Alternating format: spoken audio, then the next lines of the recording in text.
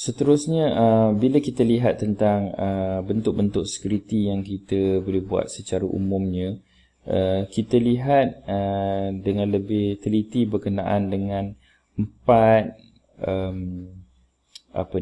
tiang-tiang dalam memastikan sistem reliability. Kita akan lihat kepadanya satu persatu.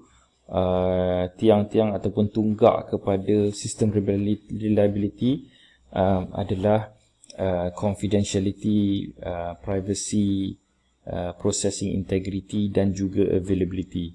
Okay, sebenarnya security system yang kita telah bincangkan sebentar tadi, tujuan dia ialah dia adalah menjadi dasar supaya confidentiality dapat dijaga, privacy dapat dijaga, processing integrity dan seterusnya.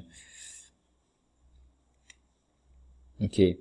Jadi pertamanya berkaitan dengan confidentiality. So, jadi seperti yang saya sebut tadi, bahawa confidentiality adalah berkenaan dengan kita memelihara data organisasi daripada dapat dicapai oleh orang yang tak sepatutnya.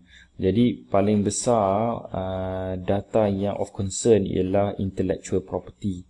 Okey, iaitu data berkenaan dengan harta intelek organisasi. Sebab harta intelek ni kadang-kadang dia mempunyai trade secret.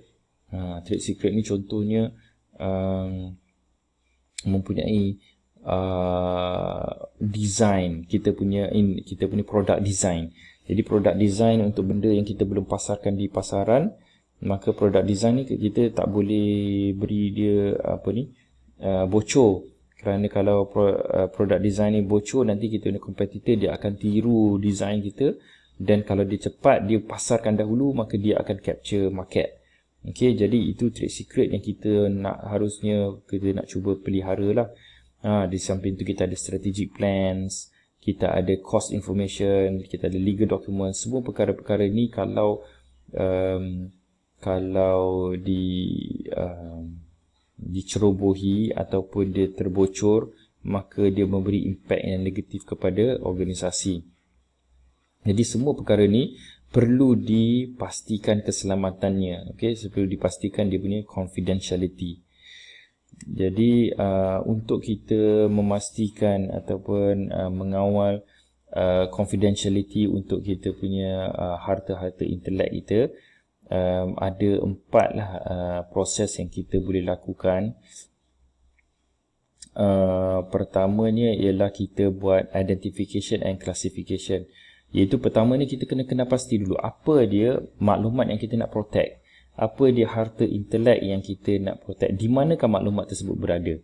Okey, mungkin kalau kita ada product design kita ni duduk di dalam komputer siapa, ataupun dia simpan secara cloud di mana, siapa yang mempunyai akses kepada server yang menyimpan data berkenaan dengan product design. Okey, dan kita cuba classify value of information, kita cuba nilaikanlah. Mungkin kita classify sebagai maklumat ini adalah maklumat yang sangat berharga. Mungkin kita classify satu lagi maklumat dia kurang berharga. Jadi maknanya sebab kita tahu kalau maklumat yang lebih berharga, maka lebih lagi kita akan laksanakan tindakan kawalan. Proses seterusnya ialah encryption. Encryption ni ialah kita mengubah data kepada bentuk yang tidak boleh dibaca. Okey, jadi kalau bila dia diubah dalam bentuk yang tidak boleh dibaca dan orang tidak mempunyai dia punya some special knowledge, contohnya key dia ataupun password dia, maka dia tak boleh nak tukarkan balik maklumat tersebut ke dalam bentuk yang boleh dibaca.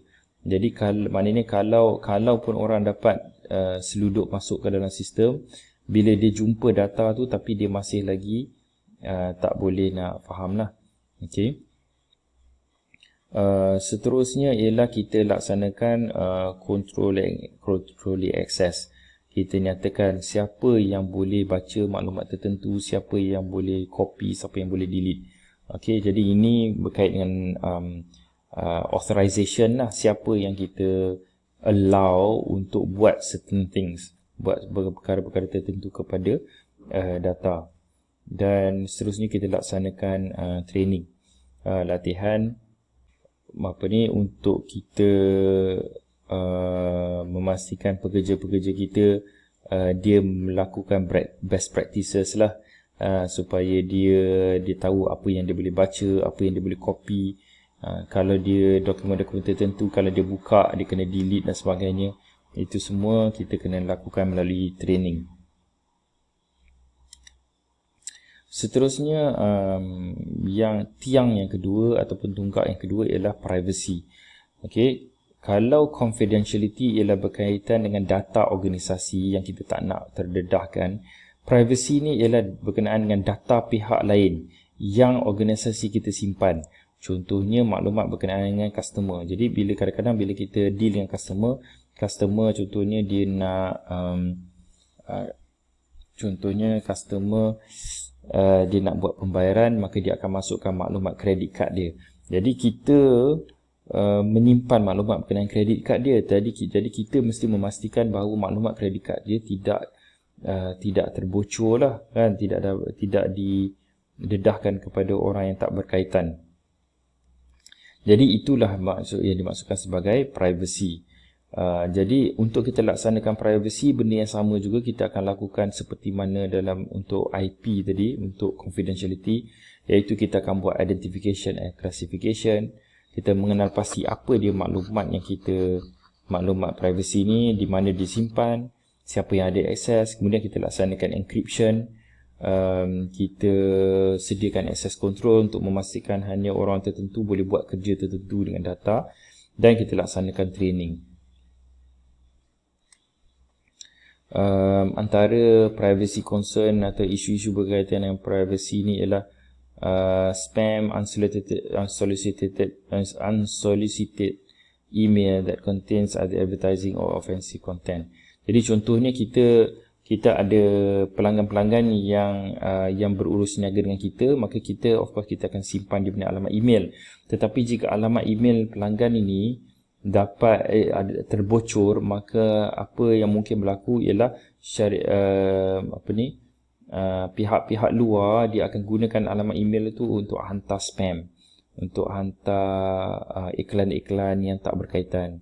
Kerana kita telah mendedahkan alamat email pelanggan kita kepada orang lain. Jadi ini satu concern, dan pelanggan kita dia boleh sue kita, dia boleh saman kita jika kita membiarkan data mereka terdedah kepada orang ramai. Selain daripada itu, kalau data ini terdedah juga boleh menyebabkan orang buat identity theft. Orang akan menyamar sebagai seseorang. Dia dapat maklumat berkenaan dengan IC, kemudian dia menyamar, dia menggunakan IC orang tersebut untuk dia membuat permohonan tertentu dan sebagainya. Okey, jadi ini satu kerisauan lah berkaitan dengan privacy. Jadi untuk privacy ni ada prinsip-prinsip tertentu yang kita perlu buat untuk kita sebarang tindakan kawalan kita. Pertamanya ialah management, iaitu kita memastikan ada prosedur dan polisi tentang bagaimana kita mengagihkan tanggungjawab. Dan apa saja polisi yang kita ada, maka kita perlu notify, kita perlu maklumkan kepada pihak-pihak yang berkaitan. Kalau kita perlu kutip data privacy daripada customer kita perlu beritahu dia bahawa kita akan kita akan kutip data private dia, tetapi kita hanya akan gunakan untuk tujuan bisnes kita, kan. Kemudian kita mesti membenarkan orang yang pihak yang kita deal tu, yang kita nak maklumat tu, supaya mereka ada option untuk tidak mendedahkan maklumat tersebut. Okey, kita kena beri mereka pilihan. Kita tak boleh paksa mereka untuk dedahkan maklumat. Kita kena beri mereka pilihan. Mereka boleh pilih sama ada nak dedahkan atau tidak. Dan kita perlu, bila kita kutip data daripada pelanggan kita, kita hanya kutip data yang essential saja. Kita tak kutip data yang lebih-lebih. Kita nak akses, kita nak benarkan pelanggan kita membuat pembayaran untuk beli barang. Jadi memanglah kita perlukan dia punya credit card information. Tapi kita tak sepatutnya tanya dia tentang berapa anak dia ada, berapa umur anak dia. Benda itu adalah benda yang beyond daripada keperluan, jadi yang itu tak sepatutnya kita kutip. Kemudian use, retention and disposal. Bila kita dapat maklumat, apa maklumat yang kita akan simpan, apa maklumat yang kita akan terus buang. Jadi yang itu pun cara kita simpan ataupun cara kita buang perlu jelas dan betul lah. Kemudian access, iaitu kita membenarkan akses kepada pelanggan kita untuk mengubah maklumat. Jadi kalau kita simpan maklumat tertentu, kita mesti memberi keupayaan kepada pelanggan kita untuk mengubah maklumat yang mereka berikan kepada kita, ataupun jika mereka ingin memadam maklumat tersebut. Dan perkara-perkara lain lah, seperti disclosure to third parties. Kita perlu beritahu bahawa data yang kita kutip daripada mereka tidak akan dibedahkan kepada pihak ketiga, contohnya lah.